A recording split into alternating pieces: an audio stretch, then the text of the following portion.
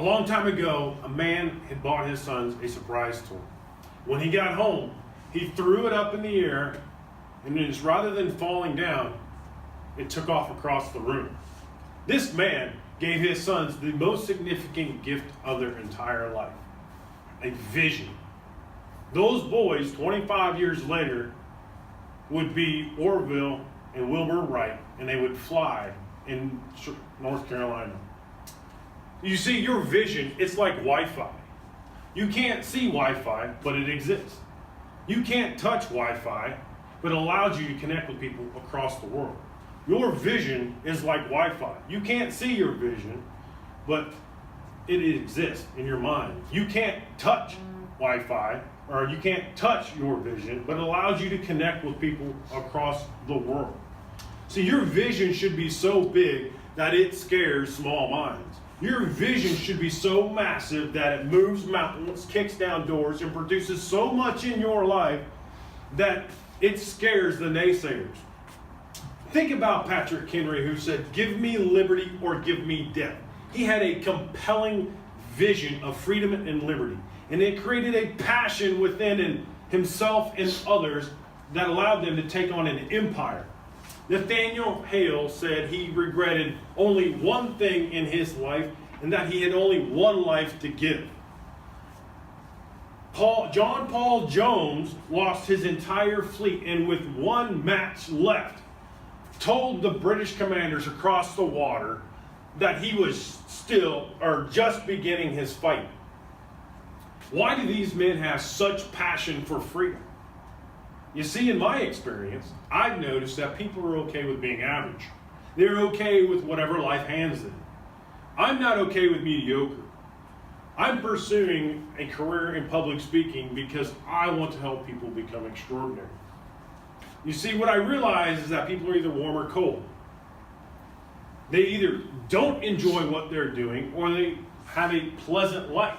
The wife, the car, the children, the dog, the house, and about $45,000 worth of debt.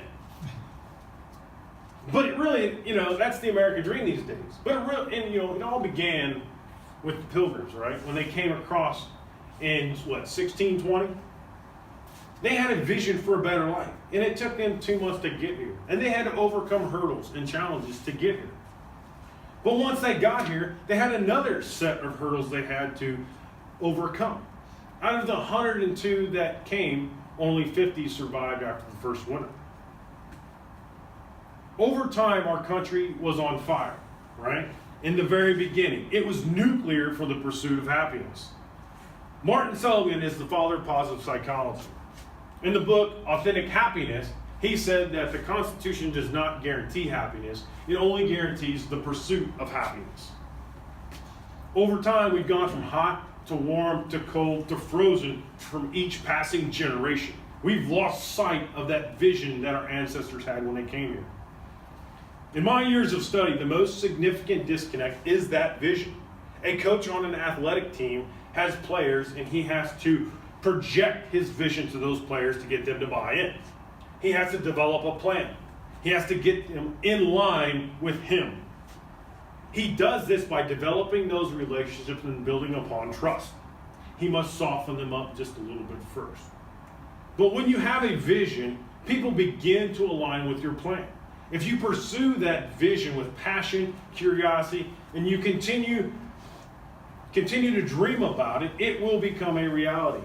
To make your vision a reality, you need to get the right people on the bus. You see, Jim Collins, who wrote the book Good to Great, said that you need to have a vision in order to get the right people on the bus. So the first job you need to do is get the wrong people off the bus so the right people can get on the bus. And they will steer that bus and get that bus where it needs to go. You just need to provide that vision. Proverbs 29:18 says, "With no vision, the people will perish." Your life is like a GPS. You must have a vision in life to know where you're going. Your vision is the destination. If you don't have a vision, you're drifting through life. You're like a boat in the sea without a rudder. You go whichever way the wind blows. You go whichever way the current pulls you. You have no purpose. You have no direction. You have no control. Have you ever wondered why family businesses don't last from one generation to the next? Why there's few third generation and even fewer fourth generation businesses in America? The next generation lost sight of the vision of the founder of that company.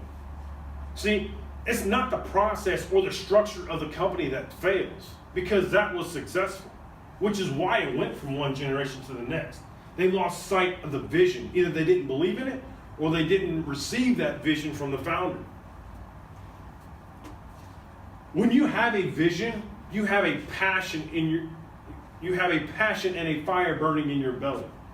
When you eat, you must think about it. When you're at work, you think about it. When you go to bed, you're thinking about it. When you sleep, you're dreaming about it. You don't need an alarm clock in the morning because your passion wakes you up in the morning. Your vision wakes you up in the morning. Your passion fuels your vision. People with a passion rarely do things for themselves. They're doing it to solve a problem and make other people's lives better. They have experienced or seen something in their lifetime they can't stand by and watch anymore. The Pilgrims did it for themselves, right? The Pilgrims didn't do it for themselves. They wanted to give future generations an opportunity to live a better life. Today, the Mayflower Society has over 33 million people. Imagine that. Out of 102 that got there, 50 survived, and today, 200 years later, it's over 30 million strong. They had a vision and a passion, a vision to withstand anything that life threw at them. They weren't going to give up, and they weren't going to quit. 52 people who signed the Declaration of Independence had a shared vision. These men were very well off. They were businessmen, leaders, pillars of the community. But you know what? They still put their lives on the line for freedom, and they were still living a good life, but they chose freedom versus riches.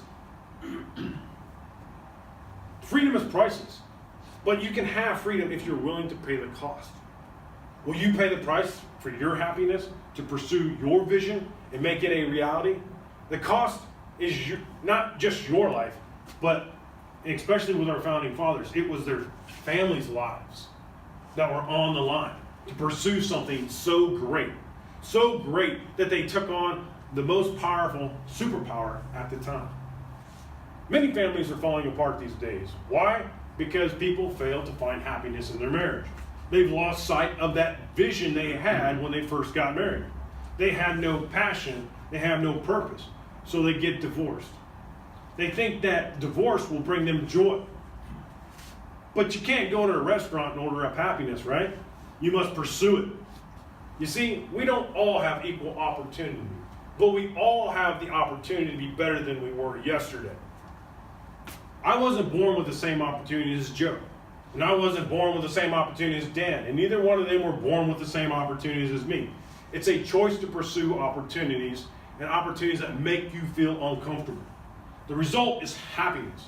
If you want to be happy, you have to work at it. You have to believe that the best days of your life are ahead of you. It's just right over there. Are you willing to go get it? Are you willing to put in the work to get it?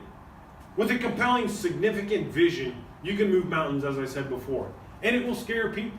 It will scare you. But you must get comfortable with being uncomfortable. Nothing ever happens within our comfort zone. The greatest growth in our lives happens outside of our comfort zone. One problem that our society faces is this comfort zone. You aren't meant to sip on cocktails, lay on the beach, and watch the sunset. If you want to do something like that, you need to go out and get it. You have to earn it, right? You need to get uncomfortable and begin to pursue your vision, your passion. Pursue your happiness by doing the things that scare you. Jesus had a vision. Do you think his vision scared people? Do you think it moved people to follow him and align themselves with God? He had a passion for the Father. And with passion comes power. He picked the right people, got them on the bus. Not that they had buses back then. And they carried his vision on even after he was gone. After he went to the heavens, he poured himself into the disciples. They carried his vision and spread it throughout the world. And today, 2.18 billion people are Christians. And that's about 1/3 of the world. And it all began with one man who shared his vision with 12 people. Don't fall for the lie that society is telling you and the other naysayers. That you don't have what it takes. That this is as good as it gets. The Pilgrims did it. George Washington did it. You are in a fight for your life today. For your family, for your friends, and for yourself. Everyone is counting on you. Are you willing to do whatever it takes?